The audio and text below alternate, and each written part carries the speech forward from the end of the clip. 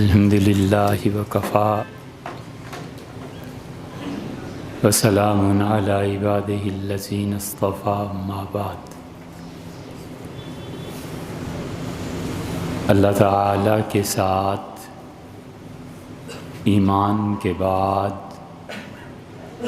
دو چیزیں ہر مومن کے لیے وابستہ ہیں۔ ایک اللہ کی عبادت ہے اور ایک اللہ کی اطاعت ہے۔ اللہ کی عبادت کا مطلب یہ ہے کہ ایسا شخص جس کے ذہن میں اللہ کی ذات مرکز ہو اور اس کی اپنی شخصیت اور اس کے تمام اعمال اللہ کے گرد گھومیں۔ اور ایک درجہ اطاعت کا ہے، وہ آئندہ بات کریں گے، لیکن اللہ کی عبادت ایسی چیز ہے جو اللہ کے ہاں مطلوب ہے۔ اللہ تعالیٰ نے صرف ایک کام کے لیے اپنی اس کل مخلوق کو پیدا کیا ہے، اور وہ انہیں اس امتحان میں ڈالتا ہے کہ تمہارا حقیقی محبوب کون ہے۔ اگر حقیقت میں محبت اللہ کے علاوہ کسی اور سے ہے تو اس انسان کی کوئی حیثیت نہیں ہے، اور اس شخص کے ذہن میں کوئی جو خدا ہے اس کا خوف نہیں ہے، تو اس نے جس معبود کی پرستش کرنی ہے اور جس کو اللہ ماننا ہے وہ اللہ کہیں نہیں ہے۔ بس سیدھی سادی بات یہ ہے کہ اس میں اپنی طرف سے نیاز مندی کتنی ہے، اپنی طرف سے محبت کا اظہار کتنا ہے، اپنی طرف سے اس کے نام کا جپنا کتنا ہے، اپنی طرف سے اس کے ساتھ محبت کے لوازمات پورے کرنے کتنے ہیں، اور پھر دوسری چیز کہ جس کو اس نے اپنا خدا بنایا ہے اس کا خوف کتنا ہے۔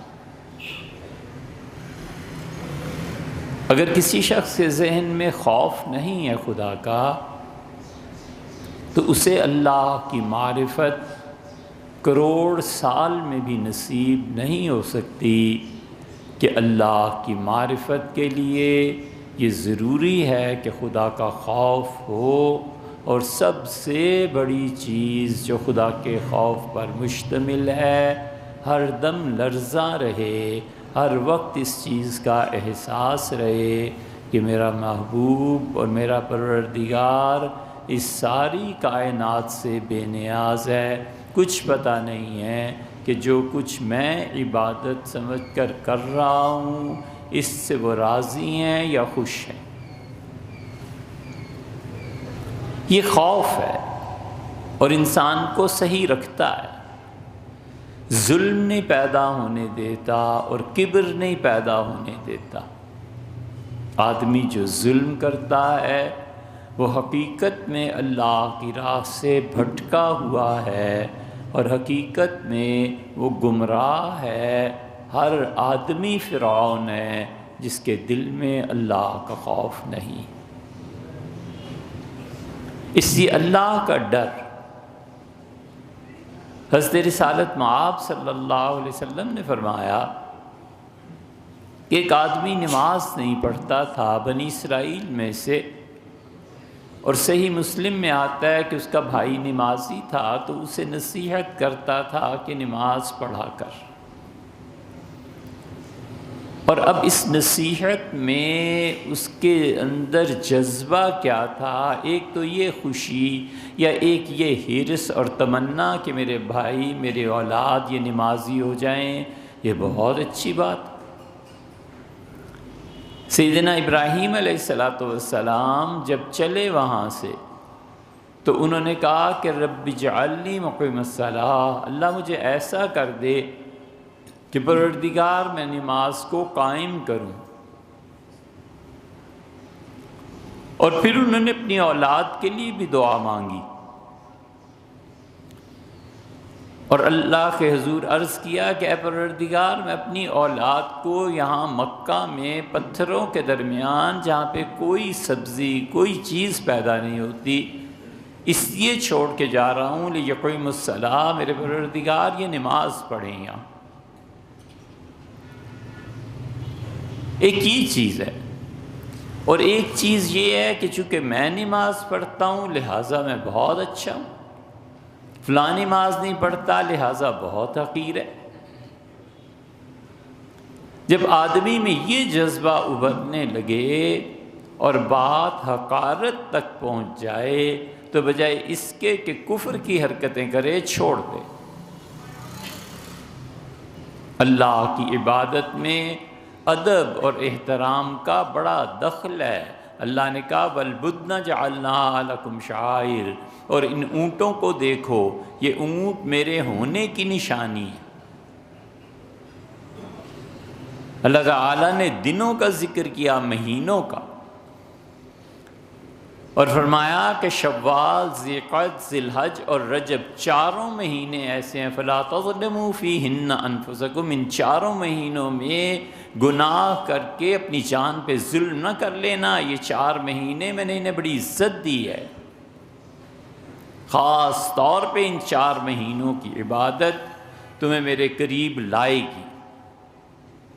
اسی لیے فقہا نے لکھا ہے کہ ایک شخص تراویح پڑھتا ہے اور امام نے جب شروع کی تو اب وہ پیچھے بیٹھا ہوا ہے، اور جو ہی امام پہلی رکعت کے رکوع میں گیا اس نے جمپ لگائی اور آ کر جماعت میں شامل ہوا۔ فقہا نے لکھا ہے یہ کفر کی حرکت ہے، یہ اعمال کو برباد کر دینے والی چیز ہے، اس لیے کہ قرآن کی توہین ہے۔ قرآن پڑھ رہا ہے کوئی، بجائے اس کے کہ ادب اور احترام سے جا کر سنے، نہیں سن سکتا گھر جا کے بیٹھے، لیکن اس کے باوجود وہ اتنی ڈھٹائی سے کام لے رہا ہے کہ پیچھے بیٹھ کے کسی چیز سے کھیل رہا ہے، کچھ دیکھ رہا ہے، کچھ اور کر رہا ہے، اور جو ہی امام رکوع میں گیا اٹھ کے بھاگے اور رکوع میں شامل ہو گئے۔ یہ کوئی کبیرہ گناہ نہیں، فقہا نے لکھا ہے کفر کی حرکت ہے، کیونکہ قرآن کی توہین ہے۔ اس لیے اللہ ان چیزوں کی طرف توجہ دلاتا ہے۔ اور دوسری صورت یہ ہے یہی کہ میں اتنا اچھا، میں اتنا نماز، یہ وہ۔ حضرت رسالت پناہ صلی اللہ علیہ وسلم نے فرمایا اللہ تعالیٰ نے فرشتوں کو بلایا اور کہا اس آدمی کو دیکھو یہ نماز پڑھتا ہے، اس نے کیا کہا اپنے بھائی سے؟ اس نے اپنے بھائی سے کہا کہ اللہ کی قسم جو تو نماز نہیں نہ پڑھتا خدا تجھے ضرور جہنم میں ڈالے گا۔ اللہ تعالیٰ نے ناراضگی کا اظہار کیا، فرشتوں سے کہا کون ہے جو لوگوں کو میری رحمت سے بے نیاز کرتا ہے؟ کون ہے جو یہ کہتا ہے کہ میں جہنم میں گناہ گار کو ڈالوں گا؟ مجھے اپنی عزت کی قسم ہے میں اس کی ساری نیکیاں ختم کر رہا ہوں، برباد کر رہا ہوں، اور اس کے بھائی کو توفیق دوں گا کہ میری عبادت کرے۔ اس لیے کبھی بھی اس امتحان سے بے خبر نہیں رہنا چاہیے کہ جسے میں گناہ گار سمجھتا ہوں اور جس کی حقارت کر رہا ہوں کوئی نہیں جانتا کہ اس کا انجام کیا ہے۔ اسی لیے ایمان خوف اور امید کے درمیان کی کیفیت کا نام ہے کہ ایمان انسان کو جو ثمرات اور جو اثرات مرتب کرتا ہے زندگی پہ، وہ خوف بھی ہے اور محبت بھی ہے۔ اس لیے خدا کی عبادت کرے، اور عبادت کا مطلب یہ ہے کہ دیوانہ وار اللہ کے احکامات کو مانے، پاگلوں کی طرح اللہ کا ذکر کرے، اللہ کو یاد کرے۔ عمر میں جو وقت تنہائی کا مل جائے، اس تنہائی کے وقت کو اللہ کی یاد میں گزارے، تلاوت کرے کہ وہ اللہ تعالیٰ کی طرف سے ذکر ہے، یاد ہے اس کی۔ اسی لیے فرمایا وَلَقَدْ يَسَّرْنَا الْقُرْآنَ لِلذِّكْرِ، اور لوگوں ہم نے اس قرآن کو اپنی یاد کے لیے آسان کیا ہے۔ تو مجھے یاد کرنا چاہتے ہو، تلاوت سال میں 2 مرتبہ پورے قرآن کریم کی تلاوت کرنا، یہ سنت مؤکدہ ہے، اور جو نہیں کرتا وہ گناہ گار بھی ہوتا ہے۔ یہ اللہ کی یاد ہے، جتنی بھی فرصت ملے۔ اسی لیے اللہ تعالیٰ فرماتے ہیں کہ جو میرا پاک کلام سنتے ہیں وجلت قلوبہم، ان کے دل لرز جاتے ہیں، کانپ اٹھتے ہیں جب میری بات سنتے ہیں۔ اور دوسری جگہ فرمایا کہ ثم تلین، پھر ان کی جلد نرم پڑ جاتی ہے، جسم نرم پڑ جاتا ہے، اور رو دیتے ہیں اپنے پروردگار کے حضور۔ یہ خشیت ہے خدا کی۔ اور دوسری طرف نظر جاتی ہے کہ پروردگار کہاں تو اور کہاں ہم جیسی گناہ گار مخلوق، تو محبت کا جذبہ ابھرتا ہے کہ آپ نے یاد فرمایا ہے، آپ نے یہ کہا ہے۔ کتنی اچھی مثال ہے مدینہ منورہ میں، حضرت سعید بن مسیب رحمۃ اللہ علیہ بہت بڑے تابعین میں سے تھے، بڑے بڑے اکابر صحابہ رضی اللہ عنہ کو انہوں نے دیکھا تھا۔ تو کسی نے ان سے پوچھا، وہ مسجد سے نبوی سے علیہ الصلوۃ والتسلیم نماز پڑھ کر باہر آئے، تو کسی نے پوچھا یہ صاحب کون ہیں؟ تو انہوں نے دیکھا اور فرمایا مجھے نہیں معلوم۔ پھر تھوڑی دیر کے بعد اس نے کہا ہو یہ تو حضرت فلاں صاحب ہیں، آپ کے محلے میں رہتے ہیں۔ انہوں نے کہا میرے بھائی 25 سال ہو گئے میں نے اپنے محلے کے کسی آدمی کی شکل نہیں دیکھی، اور 27 سال ہو گئے میں کسی کو پیچھے سے حلیہ نہیں پہچان سکتا۔ اس نے کہا یہ کیوں؟ فرمایا بڑی بے غیرتی کی بات ہے، بڑی بے شرمی کی بات ہے کہ مؤذن آذان دے اور کہے کہ آؤ فلاں آؤ نماز کی طرف، اور میں پھر اٹھ کے گھر سے چلوں۔ میں ہمیشہ مسجد نبوی میں آذان سے بھی پہلے چلا جاتا ہوں، اور نکلتا اس وقت ہوں جب مسجد خالی ہو جاتی ہے۔ میں کہتا ہوں پروردگار میں غلام ہوں، یہ کیا بات ہوئی کہ آپ بلائیں اور میں حاضر ہوں، میں پہلے ہی سے آپ کے لیے کھڑا ہوں۔ یہ اللہ کی بندگی ہے، یہ اللہ کی اطاعت ہے۔ اس لیے ہر وہ نیکی جو اللہ کے لیے کرتا ہے اس کے اجر کی توقع کسی سے نہ رکھے، اللہ کے لیے کیا ہے بس۔ بچوں کو پالا ہے تو اللہ ہی کے لیے پالا ہے، بیوی کے ساتھ حسن سلوک ہے تو اللہ ہی کے لیے، کسی کو خدا کی توفیق سے کھانا کھلا دیا، چائے پلا دی، اللہ ہی کے لیے۔ بھول کے بھی یہ بات سوچے بھی نہیں، زبان پہ لانا تو دور کی بات ہے، بالکل سوچے بھی نہیں کہ میں نے اس کے ساتھ نیکی کی اور اس نے مجھے کیا صلہ دیا۔ وہ صلہ دے تو کیا ہے، نہ دے تو کیا ہے؟ کیا اسے اللہ کا شریک بنانا ہے، شرک کرنا ہے اللہ کے ساتھ؟ جو کیا ہے سو اللہ کے لیے۔ اس لیے آدمی بڑے خفی اور بہت پوشیدہ شرک میں مبتلا ہو جاتا ہے جب وہ اپنے نفس کو اللہ کا شریک ٹھہراتا ہے، جب اپنے نفس کی خوشی کے لیے کام کرتا ہے، جب اپنی لذتوں کو ڈھونڈتا ہے۔ اللہ کی راہ میں جو چیزیں رکاوٹ بنتی ہیں، انشاءاللہ اس کا ذکر کریں گے، 3 چیزوں کا۔ مگر کبھی بھی یہ نہ سوچے کہ عبادت میں لذت آئے گی تو میں نے کرنی ہے، دل نہیں لگ رہا نہ لگے۔ اللہ کا قرب اعمال سے حاصل ہوتا ہے، کیفیات سے نہیں۔ دل چاہے نہ چاہے خدا کی اطاعت۔ حضرت رسالت مآب صلی اللہ علیہ وسلم نے اسی لیے ایک صحابی رضی اللہ عنہ کو دیکھا تو آپ نے فرمایا تم لوگوں کی وجہ سے مجھے ڈانٹ پڑ گئی اللہ تعالیٰ سے۔ اللہ نے حضور صلی اللہ علیہ وسلم کا خیال یہ تھا کہ میں ان امیر لوگوں کو دعوت دیتا ہوں تو اس وقت غریب لوگ بھی آ جاتے ہیں، یہ امیر لوگ ان غریبوں کے ساتھ بیٹھنا پسند نہیں کرتے، تو کیوں نہ ان غریبوں کو ایک مرتبہ ہٹا دیا جائے اور صرف جو اعلیٰ درجے کی سوسائٹی کے لوگ ہیں ان سے میں گفتگو کروں۔ اللہ تعالیٰ نے آیات نازل فرما دی، اللہ نے فرمایا وَلَا تَطْرُدْ، خبردار کبھی بھی ان لوگوں کو اپنی مجلس سے ہٹانے کا سوچنا تک نہیں۔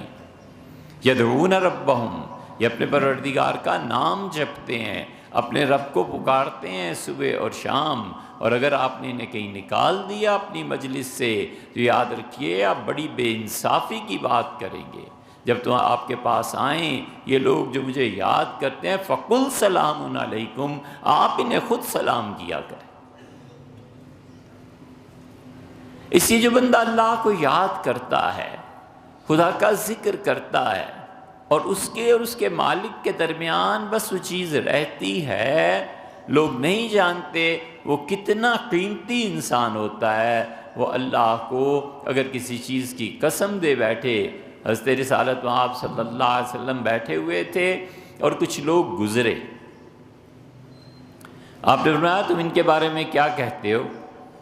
ان کا اللہ کے رسول ان کے کیا کہنے، ان کے اونٹ، ان کے پیسہ، ان کی دولت، ان کی جائیدادیں۔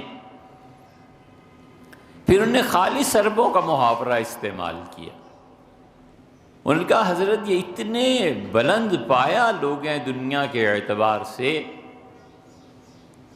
کہ رشتے کو رد نہ کریں، کہ کسی کے یہاں رشتہ بھیجے تو کوئی رد نہ کرے، اور آئے کو ٹھکرائیں نہیں، اتنا مال ہے۔ چپ ہو گئے حضرت صلی اللہ علیہ وسلم۔ پھر کچھ لوگ گزرے، آپ نے ان کے متعلق ان کا اللہ کے رسول ان بیچاروں کا کیا فاقہ کش لوگ ہیں، اور یہ رشتہ مانگے تو کوئی انہیں آنے نہ دے اپنے گھر کے دروازے پہ، اور یہ کسی سے سوال کریں تو آدمی نے ڈانٹ دے۔ حضور صلی اللہ علیہ وسلم نے فرمایا تم ایسے کہتے ہو، اور وہ جو پہلا گروہ ہے پوری دنیا ایسے لوگوں سے بھر جائے اور ان میں کا ایک آدمی اللہ کے نزدیک اس کی اتنی قدر ہے کہ ساری بھری ہوئی دنیا کو خدا ہٹا دے۔ اور فرمایا رب شخص اغبر، کتنے ہی جن کے بال پراگندہ ہوتے ہیں، کتنے ہی جن کے پاس اتنا بھی نہیں ہوتا کہ وہ کنگھی کر لیں اور بال سنوار لیں، اور ان کے کپڑوں پر گرد جمی ہوئی ہوتی ہے، لو اقسم اللہ کو کسی بات کا واسطہ دے دیں، خدا کو قسم دے دیں کہ اللہ تجھے تیری قسم ہے یہ کام ضرور کر دے، اللہ ان کی قسم کی لاج رکھ لے، اللہ ان کی قسم کو واپس نہ لوٹا۔ یہ اللہ کی یاد ہے، اس کے لیے زندگی کے کاموں میں جہاں اور وقت نکالنا ہے یہ بھی وقت نکالنا ہے۔ یہ کوئی ایسا کام تھوڑی ہے کہ جو چلتے پھرتے میں کر لینا ہے۔ کھانے کے لیے اگر 10 منٹ دینے ہیں تو اس کے لیے بھی کچھ نہ کچھ وقت دینا ہے۔ دکان کے لیے صبح سے شام تک 12 گھنٹے 13 گھنٹے 8 گھنٹے، ہر آدمی کی اپنی روٹین ہے۔ ہر مومن انسان کے لیے یہ ضروری ہے کہ اپنی اس روٹین میں 10 منٹ 15 منٹ آدھا گھنٹہ اللہ کو دے کہ پروردگار میں اس 1 گھنٹے میں آدھے گھنٹے میں کوئی کام نہیں کرنا سوائے تیری یاد کے، تجھے یاد کرنا ہے بس۔ دل چاہے یا نہ چاہے، اسباب اور وسائل کیسے ہی مشکلات میں ڈال دیں، یہ طے کرے کہ اللہ 1 گھنٹہ اتنی تلاوت کرنی ہے، اتنا استغفار کرنا ہے، نہیں کرنا درود شریف سارا وقت بیٹھ کے پڑھنا ہے، گھر میں بچے ہیں، یہ ہے وہ ہے، جنگل میں جا کے بیٹھ جانا ہے، 20 منٹ اللہ تیری یاد کے لیے صرف تجھے یاد کرنا ہے، اس کے علاوہ کوئی کام ہی نہیں ہے۔ اسی لیے اللہ کہتا ہے کہ وَذَاكِرِينَ اللَّهَ، اور اللہ کو یاد کرنے والے اور اللہ کو یاد کرنے والیاں۔ اصل بنا محبت ہے اللہ کی، اصل مرکز محبت ہے اللہ کی ذات کے ساتھ، والہانہ محبت کرتا ہے۔ آپ نے بچوں کو دیکھا ہوگا، اور بچے کیا بڑے بھی، والہانہ محبت ایک چیز ہوتی ہے، از خود رفتگی ہوتی ہے۔ ماں کتنی بری ہے اور کتنا ہی ڈانٹے اور کتنا ہی مارے، بچہ پھر اس کے پاؤں سے جا کر لپٹتا ہے، پھر اسی کی طرف رجوع کرتا ہے۔ کسی کو کسی سے محبت ہو جائے تو ایک وقت ایسا آتا ہے کہ کہتا ہے چھوڑو یار، دفع کرو جو کچھ اس نے کیا، لیکن آخر میری محبوب ہے، آخر مجھے اس سے، آخر وہ یہ کتنے دلائل ہیں جو اندر سے گھڑتا ہے اس کے خلاف، اس کے باوجود اس سے محبت اپنی جگہ پہ مسلم ہے۔ شیطان اور نفس کتنی چیزیں اللہ کے خلاف گھڑتا ہے اور دکھاتا ہے، اس کے باوجود خدا کی محبت غالب رہے، اتنی غالب کہ اللہ کوئی اور خدا اگر ہوتا بھی تو بھی نہیں جانا تھا، آپ کے در پہ ہوں، یہیں بیٹھنا ہے، یہیں رہنا ہے، یہ زندگی کا فیصلہ ہے، اور آپ کے علاوہ کوئی نہیں ہے جہاں میں جاؤں۔ ایسی والہانہ محبت اللہ سے درکار ہے۔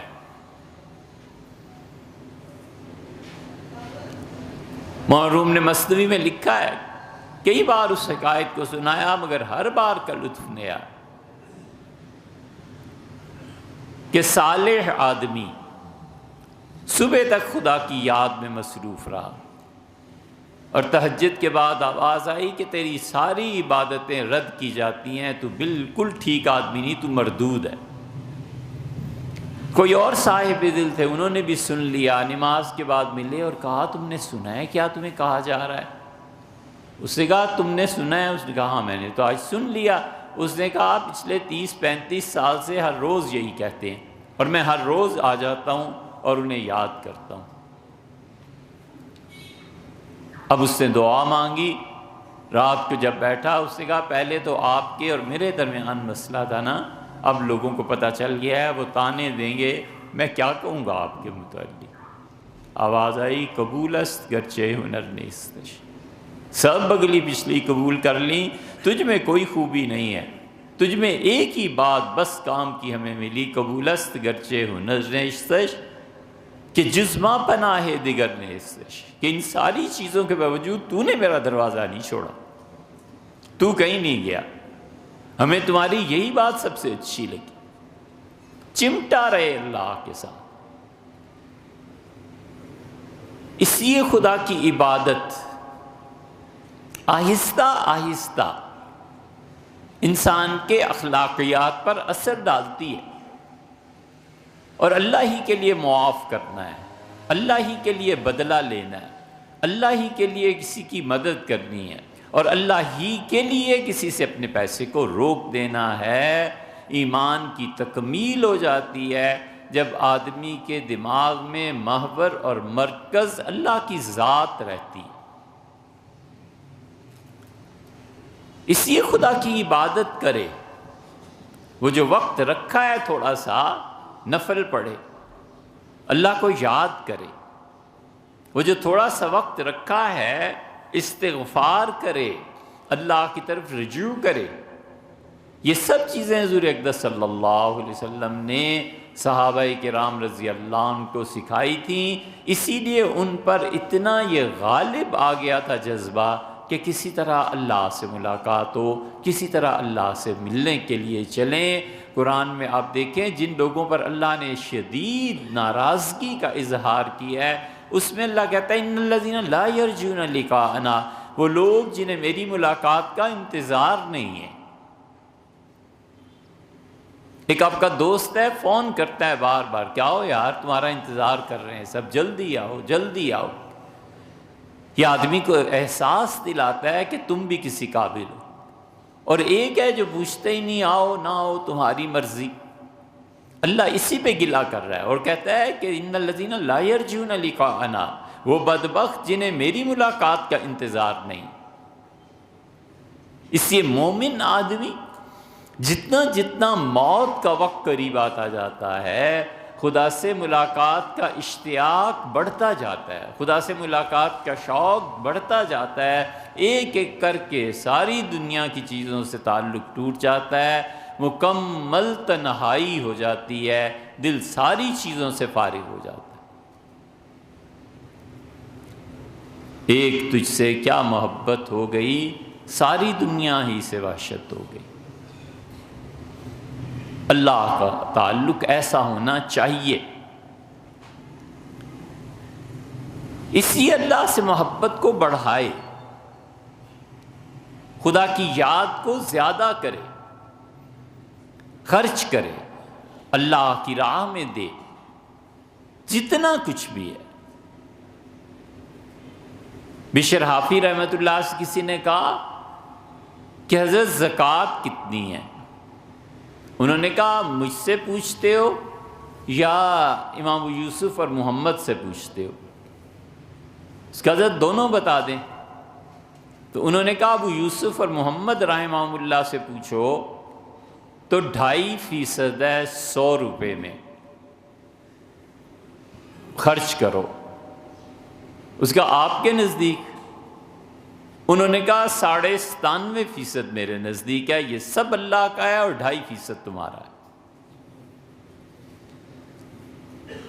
اسی آدمی جتنی ملکیت کے زوم میں رہتا ہے، اس زوم کو ختم کرنا ہے کہ میں اس کا مالک ہوں، کچھ بھی نہیں، اللہ کے علاوہ کوئی مالک نہیں ہے، اللہ کے علاوہ کسی کی ملکیت ثابت ہی نہیں ہے۔ یا ایھا الناس، اے پوری دنیا کو لوگو، انتم الفقراء الی اللہ، تم سب اللہ کے ہاں بھیک منگتے ہو، اللہ کے ہاں تم سب فقیر ہو۔ وہ مال اور وہ دولت اور وہ ہر چیز جو انسان کے زوم میں کبر کو پیدا کرے، جان چھڑائے، اس سے اللہ کے ساتھ شرک نہ کرے۔ اللہ کی توحید کامل ہو جاتی ہے جب اللہ کے علاوہ اپنی ذات مٹ جاتی ہے۔ اس دنیا میں سارا جھگڑا اور عذاب اور مصیبت اس وجود ہی کی تو ہے کہ میں ہوں۔ یہ عذاب یہی تو پڑا ہوا ہے کہ یہ ملک میرا ہے، یہ وزارت میری ہے، یہ فلاں چیز میری ہے، فلاں، کچھ نہیں یار، سب اللہ کا، سب اللہ کا۔ وہ جب چاہے لے لے، کوئی اس پہ رکاوٹ نہیں، جو چاہے دے دے، کون اس سے بات کر سکتا ہے؟ اس لیے وہ بار بار لوگوں کو اس حقیقت کا احساس دلاتا ہے کہ میری محبت اصل ہے، میرے ساتھ تعلق اصل ہے، مجھے دیکھنے کی کوشش کرو۔ جو انسان اللہ کی رویت نہیں کر سکتا، اسے اپنے جنتی ہونے کا اتنا کچھ یقین بھی نہیں کر لینا چاہیے۔ اللہ کی ذات، اس کی تجلیات، اس کا ایمان والوں کے ساتھ قرب اور اس قرب کے نتائج، یہ سب کچھ انسانوں کی زندگی میں آتے ہیں اور وہ دیکھتے رہتے ہیں۔ کتنی عمر ہوتی ہے؟ 40-50 سال کی عمر۔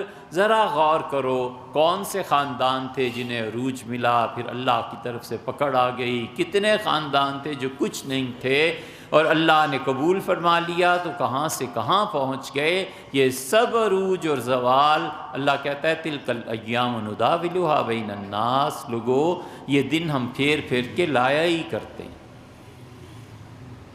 کرنے کا کام کیا ہے؟ اسے کہا کہ مجھے نہ بھلانا، اگر تم مجھے بھلا دو گے نا تو تمہیں جو سزا ملے گی وہ یہ ہے کہ نسوا اللہ، اللہ کو لوگوں نے بھلا دیا، فَأَنْسَاهُمْ أَنفُسَهُمْ، اللہ نے اس عذاب میں ڈالا کہ خود اپنی جان کو بھول گئے کہ کیا اچھا ہے کیا برا ہے۔ اللہ کو یاد کرنا تھا خدا کی یاد کو چھوڑ دیا اور اپنی یاد میں لگ گیا. اپنی یاد یہ کہ لوگوں کی نظر میں کیسا لگوں گا، سوٹ کون سا پہننا ہے، پیسے کہاں سے آئیں گے، حلال ہے یا حرام ہے، اس سے غرض نہیں ہے. یہ موٹر سائیکل اور یہ بائک اور فلاں اعلیٰ درجے کی چیز، اللہ کو چھوڑ کر ان چیزوں کے چکر میں پڑا اور ان کی یاد 24 گھنٹے گردان ہو رہی ہے. اس کو اپنا نفع اور نقصان بھول جائے گا، بجائے اس کے کہ اس کو پڑھ کے کوئی دنیاوی ڈگری حاصل کر لیتا. ہمہ وقت اس چکر میں ہے کہ میں لوگوں کا محبوب بن جاؤں. اس طرح انسان اپنے نفع اور نقصان کو بھول جاتا ہے. اور اگر اللہ کو یاد کرتا رہے تو اللہ اس کا ہادی ہے، اپنے اسم ہادی کی تجلیات ڈالتا ہے. بنا ہوا گناہ کا کام بگاڑ دیتا ہے کہ اگر کرو گے تو مجھ سے دور ہو جاؤ گے. پوری طرح گناہ کے اسباب مہیا کر لیتا ہے اور عین موقع پہ پہنچ کے کوئی نہ کوئی مصیبت پڑ جاتی ہے. بڑا دل ناراض ہوتا ہے کہ یہ حرکت بھی آج ہی ہونی تھی، آج ہی یہ کام ہونا تھا. اسے نہیں معلوم کہ جنہیں اس سے محبت ہے نا، انہوں نے روک دیا ہے. فرماتے ہیں نہ کرو، میں ناراض ہو جاؤں. اس لیے خدا کی عبادت کرے، اللہ کو یاد کرے، فرض روزوں کے علاوہ بھی روزے رکھے، نفل روزے رکھے. رسول اللہ صلی اللہ علیہ وسلم ہفتے میں 2 روزے رکھا کرتے تھے، پیر کا اور جمعرات کا. عرض کیا گیا کہ آپ 2 دن کے، آپ نے فرمایا یہ دونوں دن ایسے ہیں جب لوگوں کے اعمال اللہ کے سامنے پیش ہوتے ہیں، تو میں چاہتا ہوں کہ میں خدا کے ہاں میرے اعمال پیش ہوں اور میں اس کی عبادت میں ہوں. نفل پڑھے، کوئی اللہ کا نام لے اور اس کا ورد کرے. اللہ کے جو 99 نام ہیں روز انہیں پڑھے. حضور صلی اللہ علیہ وسلم من احصاها فدخل الجنہ، جس نے انہیں یاد کر لیا، زبانی پڑھتا رہا، وہ ضرور جنت میں چلا جائے گا. اللہ کہتا ہے کہ فَلِلَّهِ الْأَسْمَاءِ الْحُسْنَى، سارے اچھے نام اللہ کے ہیں. فَادْعُوهُ بِهَا، لوگو اللہ کو یاد کرو، اللہ کو پکارو اللہ کے ناموں کے ذریعے. کیسے پکارے؟ رحمت کی ضرورت ہے، اللہ کے ان ناموں کو پڑھے جس میں رحمت کا ذکر ہے. یا رحمان، یا رحیم، یا رحیمہما. اس طرح کے کسی نے تنگ کیا اور ستایا ہے اور ضروری ہے کہ اللہ سے فریاد کی جائے. اللہ کے ان ناموں کو پڑھے جن ناموں میں خدا کے قہر کی تجلیات ہیں، تاکہ ظالموں کا بیڑا غرق ہو اور ظالم اس دنیا سے رخصت ہوں، اور اللہ کے اچھے بندوں کے لیے وہ دنیا چھوڑ دیں، تاکہ لوگ اللہ کے اچھے بندے دکھائیں کہ اللہ کی بندگی حکومت کی سطح پر کیسے ہوتی. اس لیے صرف یہی نہیں ہے کہ ظالم برا آدمی، مظلوم بھی برا ہے. کیوں نہیں غلط چیز کے خلاف بولتا؟ جس نظام میں وہ زندگی بسر کر رہا ہے اس نظام کو تبدیل کرنے کی کوشش کیوں نہیں کرتا؟ کم سے کم بولے تو صحیح. سود کا نظام ہے، پورے ملک میں چھایا ہوا ہے. ہم کتنا سود کا بائیکاٹ کرتے ہیں، کتنا اس کے علاوہ چلتے ہیں. اسی لیے اللہ کہتا ہے کہ پوچھیں گے فیما کنتم، زندگی کہاں گزاری؟ وہ کہے گا ہم زمین میں بڑے کمزور تھے، کچھ کر نہیں سکتے تھے. اللہ نے کہا ہے کہ ہمارے فرشتے انہیں ماریں گے، ہاں سوائے ان لوگوں کے جو مجھ سے مجبورانہ اور جبر کے نظام کے تحت زندگی گزارنے کے باوجود یہ کہتے تھے کہ ربنا اخرجنا من هذه القرية الظالم اهلها، اے پروردگار مجھے اس بستی سے نجات دے جہاں کے حکمران ظالم ہیں. وجعلنا من لدنك وليا، اور اللہ اب میری دوستی تیری طرف سے ظاہر ہو. اے پروردگار تو میرا دوست بن جائے، اور اے پروردگار تو میری مدد کر کہ میں نکلوں اس نظام سے. اللہ نے یہ نہیں کہہ دیا کہ یہ لوگ ٹھیک، اللہ نے فرمایا فعسى اللَّهُ أَن يَعْفُوَ عَنْهُمْ، ممکن ہے خدا قیامت میں ان سے حساب نہ لے. بس یہ فرمایا. ہم سب مجرم، ہم مجرم ہیں. ہم اس نظام تعلیم میں اپنے بچوں کو بھیجتے ہیں اور ہم خود بھی تباہ ہوئے اور اب ہم اپنے بچوں کو بھی تباہ کرتے ہیں. اور ہم مجرم ہیں، ہم اس سود کے نظام کے خلاف کچھ نہیں بولتے، تو نتیجہ اس کا یہ نکلا ہے کہ غربت بڑھ گئی ہے، نتیجہ اس کا یہ نکلا ہے کہ یہ سارے چور اور ڈاکو نہیں ہوتے، ان میں سے بہت سے ضروریات زندگی کو ترس گئے ہیں، مرنے کی بجائے انہوں نے ڈاکہ ڈال دیا۔ یہ نہیں ہے کہ کوئی ان کی وکالت کر رہا ہے، یہ ہم سب لوگوں کے سوچنے کی باتیں کہ آخر کب تک یہ کفر کے نظام جاری رہیں گے، کب تک لوگ اس کفر کے نظام کے متعلق کچھ نہیں کہیں گے۔ اللہ کی عبادتوں میں بہت بڑی عبادت جو خدا کا قرب دلاتی ہے وہ کفر سے نفرت ہے اور کفر کے نظام کے خلاف بولنا۔